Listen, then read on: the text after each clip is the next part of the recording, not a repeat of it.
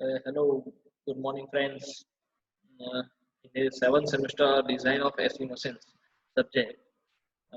In the total, I think many of lecture I have covered the stator design and the output equation of the induction motor and which formula are used for the find the main dimension of induction motor. So, in the I think previous lecture, uh, I have conducted the how to find the main dimension of the induction motor, and we have to find the D and L using the different L by tau ratios. Okay, so last time हमने बहुत सारी बात की है induction motor के अंदर stator की design कैसे करते हैं, स्टेटर की वाइंडिंग डिजाइन कैसे करते हैं, स्टेटर के स्लॉट्स कितने होते हैं, स्लॉट्स के अंदर नंबर ऑफ कंडक्टर कितने जाते हैं, और नंबर ऑफ कंडक्टर की जो है कैसे कैलकुलेशन करते हैं, टर्न्स कैसे निकालते हैं। तो वो सब डिफरेंट टाइप्स ऑफ फॉर्मूलाज जो हैं वो हमने लास्ट टाइम भी बात की थी। एंड कैसे कैसे इंडक्शन मोटर के स्टेटर के स्लॉट्स के टाइप्स होते हैं, सेमी एनक्लोज स्लॉट्स होते हैं, ओपन टाइप स्लॉट्स होते हैं, ओके कहाँ पे कैसे यूज होता है उसके बारे में हमने सबने बात की है। और output equation, magnetic loading, electrical loading and I think stator winding की डिजाइन वो सब हमने की है। तो हम उसके ऊपर से अभी तक जितना किया है उसके ऊपर से हम छोटा सा एक example, main dimension only find करना हो तो कैसे करते हैं उसके बारे में हम आज बात करने वाले हैं। और मेन डायमेंशन में आपको पता है इंडक्शन मोटर के मेन डायमेंशन में क्या आता है। तो मेन डायमेंशन में अंदर एक आता है D, capital D and capital L, जिसको डी एल बोलते हैं। डी का मतलब होता है the diameter of the stator bore and the length जो होती है एल, जो स्टेटर की कोर की लेंथ है। ठीक है, सो उतना आज हम उतना मीन्स आज डी एंड एल कैसे फाइंड करेंगे उसके ऊपर आज हम बात करने वाले हैं। तो आपको यहाँ पे दिख रहा है इंडक्शन मोटर के अंदर एक एग्जांपल हमने लिया है। फर्स्ट एग्जांपल छोटा सा एग्जांपल है कि देखो क्या बोलता है कि determine the diameter and length of stator core. D and L find करने का है स्टेटर कोर के। तो पर्टिकुलर डेटा दिया गया है, कौन सी इंडक्शन मोटर है, तो कहता है 11 किलोवाट की इंडक्शन मोटर है, 400 वोल्ट है। Okay, 11 kilowatt 400 volt induction motor के स्टेटर को सप्लाई देंगे। थ्री फेज इंडक्शन मोटर है, पोल जो है वो 4 पोल है, 1425 आरपीएम, 1425 आरपीएम रोटर के दिए गए हैं। डेल्टा कनेक्टेड इंडक्शन मोटर है। बीएवी जो हम बोलते हैं कि फ्लक्स डेंसिटी, और हम बोलते हैं उसको स्पेसिफिक मैग्नेटिक लोडिंग भी। तो उसके ऊपर हमको बात की कि बीएवी जो है वो दे दिया गया है। एंड एसी जिसको हम बोलते हैं स्पेसिफिक इलेक्ट्रिकल लोडिंग, तो 23,000 एम्पियर कंडक्टर पर मीटर वो दिया गया है। Efficiency 0.85, power factor 0.88 and last में एल बाय टो का रेशियो 1 दे दिया है। देखो ये कभी कभी बार एग्जाम्पल के अंदर एल बाय टो का रेशियो ऐसा होता है कि डायरेक्टली नहीं देते हैं।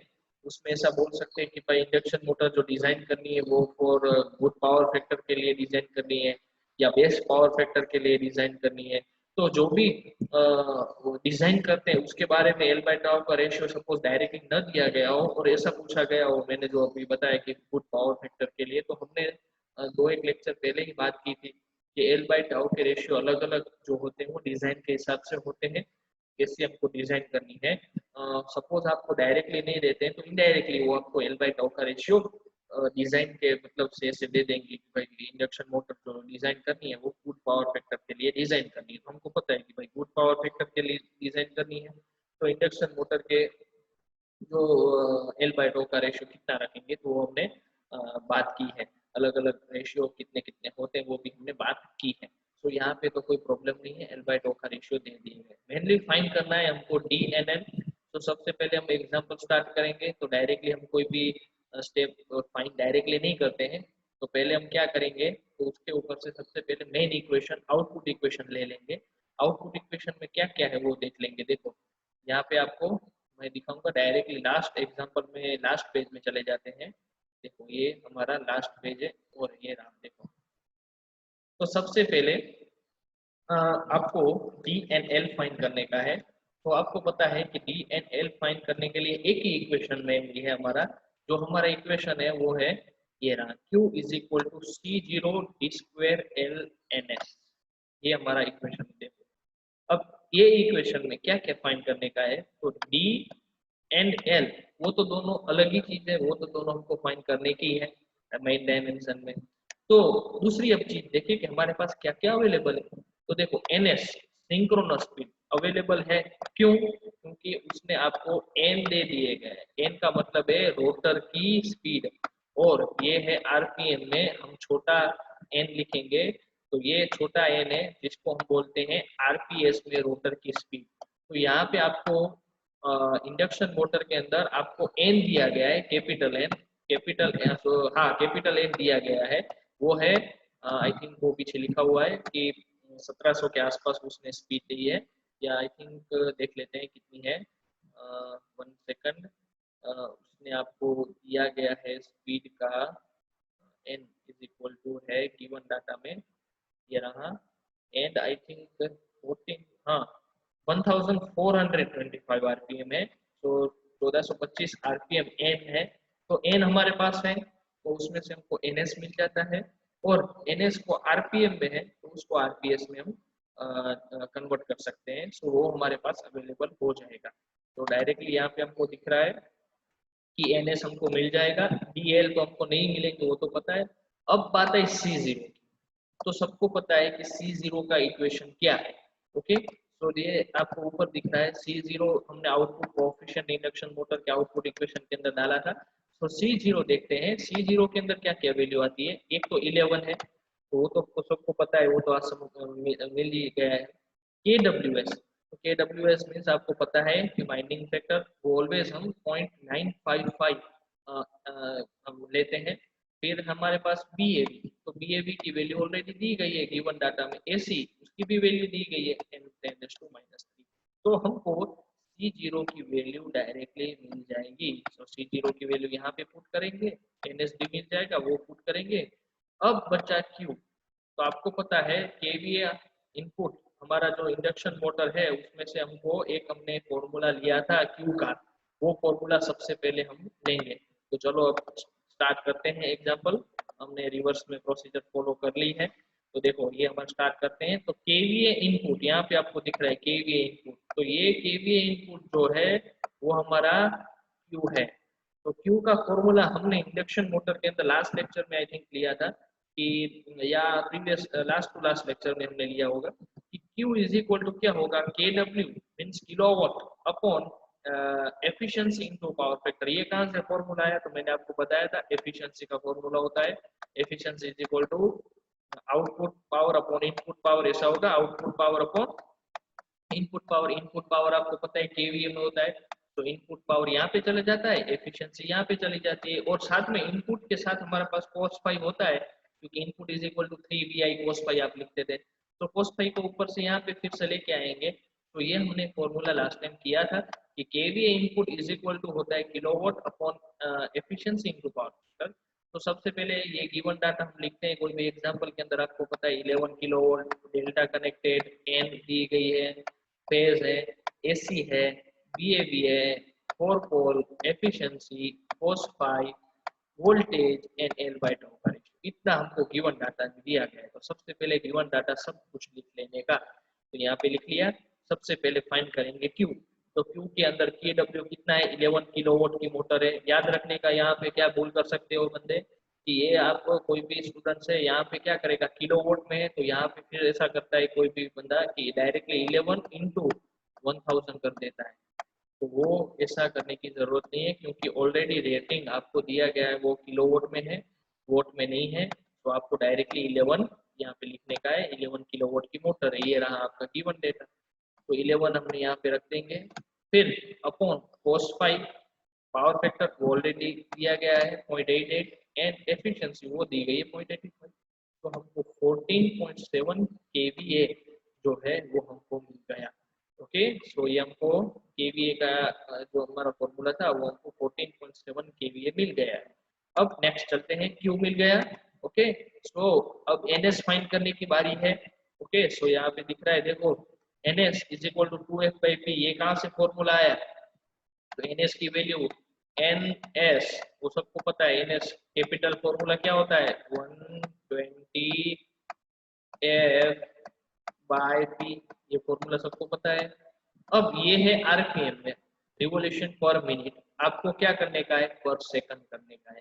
तो पर सेकंड करने के लिए मिनट को सेकंड में करेंगे तो क्या करेंगे, नीचे RPM है तो पर मिनट को पर सेकंड में करेंगे तो 1 मिनट में 60 सेकंड होते हैं। तो ये हमारा 60 नीचे हम मल्टीप्लाई करेंगे तो ऊपर के साथ निकल जाएगा, तो यहाँ पे आ जाएगा 2, तो 2F/P।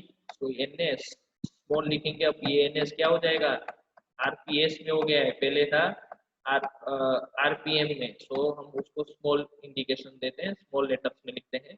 तो NS is equal to 2F/P formula बन गया। तो 2 है, फ्रीक्वेंसी 50 जब दी गई है, 4 बॉल है, तो हमको कितना मिला 25 RPS। NS सिंक्रोनस स्पीड हमको मिली 25 RPS। KWS ऑलरेडी नो हमके पास है, तो ये सब वैल्यू अब C0 के अंदर डाल देंगे। C0 के अंदर ये हमारा फॉर्मूला था 11 KWS BAV AC into 10⁻³ सब वैल्यू अवेलेबल है।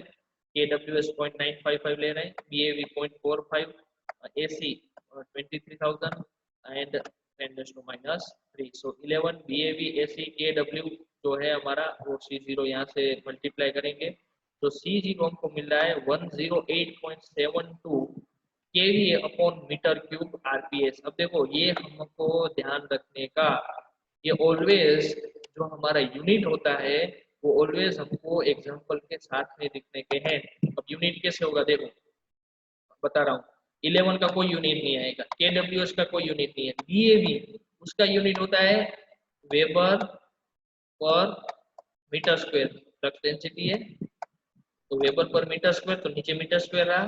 एसी की वैल्यू दी गई है 23,000, लेकिन 23,000 के आगे उसने दिया गया होगा कि 23,000 मींस क्या, तो 23,000 इसका यूनिट है एम्पियर,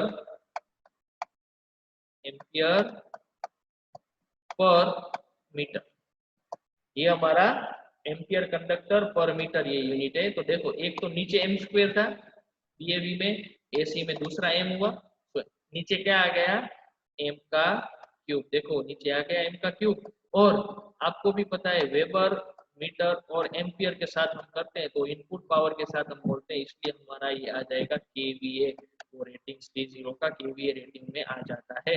तो C0 की वैल्यू हमको मिली KVA upon metre cube, meter cube कैसे मिला समझ में आ गया। बीएवी की वैल्यू अपॉन मीटर स्क्वायर में उसका रीडिंग है, यूनिट है, और एसी का एम्पियर पर कंडक्टर, क्यों बीएवी का हम लिखते थे देखो उसका formula BAV is equal to P5/πdl, तो क्या रखते थे P5/πdl D into L, तो D into L दोनों का यूनिट का मीटर मीटर होगा तो मीटर स्क्वायर हो जाएगा, इसलिए उसका मीटर स्क्वायर होता है बीएवी का। एसी का हमने लिखा था IZ into Z upon pi D only not L, तो D लिखा था तो D का एक ही एम्पियर एक ही उसका यूनिट आएगा, वो नीचे आएगा मीटर, इसलिए इसमें हुआ अपॉन मीटर स्क्वायर, इसमें हुआ अपॉन मीटर, दोनों का नीचे हो गया मीटर क्यूब और केवीए में तो ऊपर आपको मिलने वाला है। तो ये हमको मिल गया C0 इन RPS, ये RPS में हमने लिया है वैल्यू, ठीक है।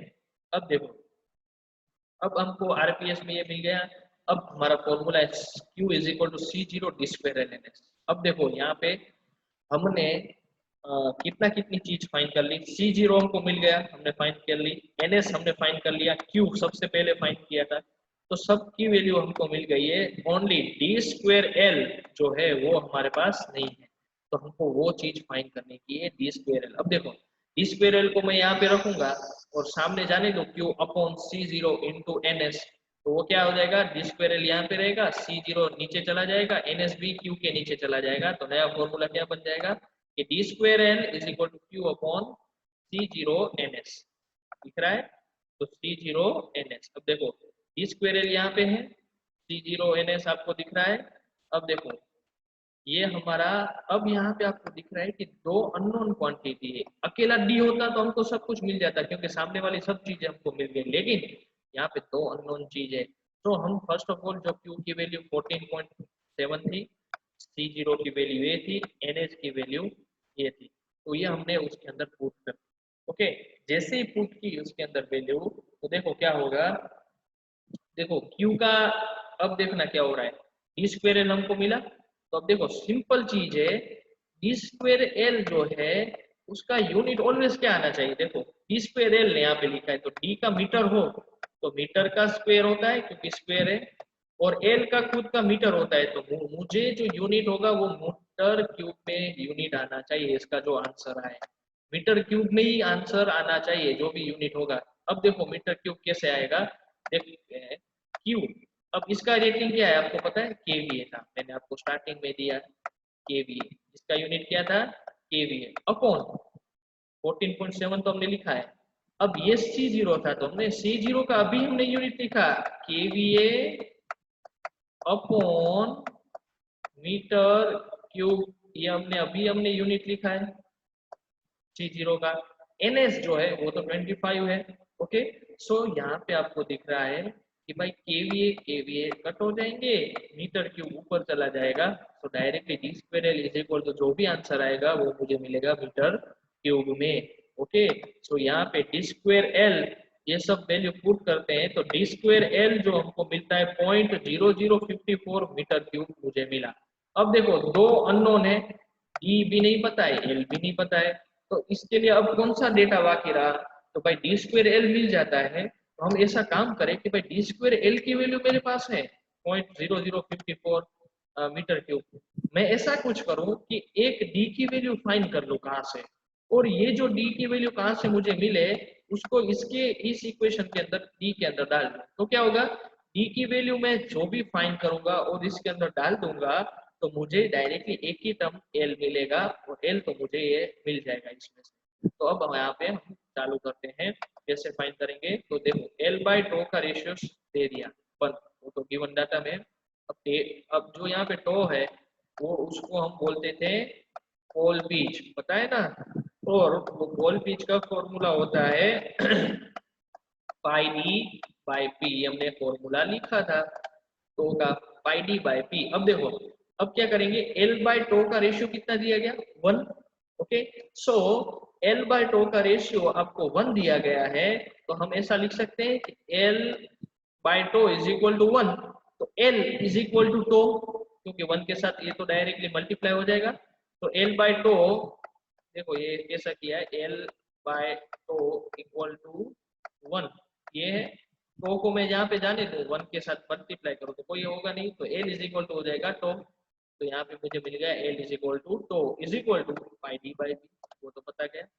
अब एल की वैल्यू डायरेक्टली मैं इसमें से फाइंड कर लूंगा, तो देखो अब एल की वैल्यू मुझे क्या मिलेगी, पाई तो आपको पता है 3.14 होता है, बोल दिया गया है, लेकिन डी तो हमारे पास है नहीं, ये डी नहीं है, तो एल की वैल्यू जो भी मिले मैं डी के हिसाब से रखूंगा, तो एल की वैल्यू मुझे क्या मिलेगी, जो यहाँ पे हम फाइंड करते हैं एल की वैल्यू, तो एल इज इक्वल टू क्या होगा पाई डी बाई पी होगा।